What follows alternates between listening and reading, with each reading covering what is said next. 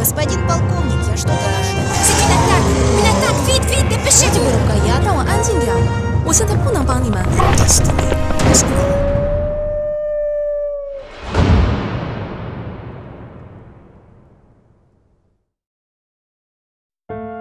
Les prés les plus proches étaient ceux dédiés aux pensions des chevaux.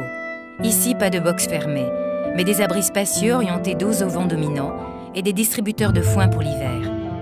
Les troupeaux de 5 à 6 chevaux étaient protégés contre les loups par de gros chiens de berger dont les niches étaient près des abris. Ces chiens avaient été placés là dès leur premier âge et étaient persuadés que les chevaux étaient leur famille. Peut-être pensaient-ils être eux-mêmes des chevaux un peu différents. Lorsque l'on se trouvait face au portail, le premier pré à gauche était celui de Fire, avec son complice Presto. Presto était un trotteur noir aux pieds blancs, plus grand que Fire et aussi bien plus calme.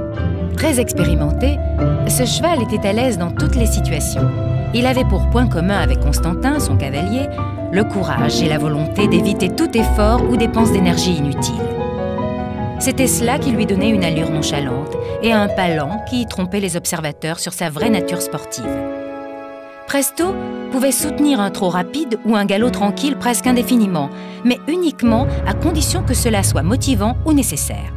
Si c'était pour faire la course avec Fire, par exemple, motivation suprême, on sentait son regard s'éveiller et la post-combustion s'allumer.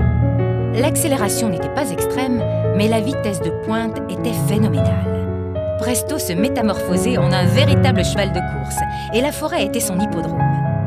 Avec lui, les cavaliers avaient intérêt à vite baisser la tête, car si ça passait pour lui, c'était suffisant. Ce n'était pas son problème si le passager sur son dos devait faire de la voltige cosaque et se jeter sur le côté pour ne pas percuter une branche basse ou avaler des feuilles.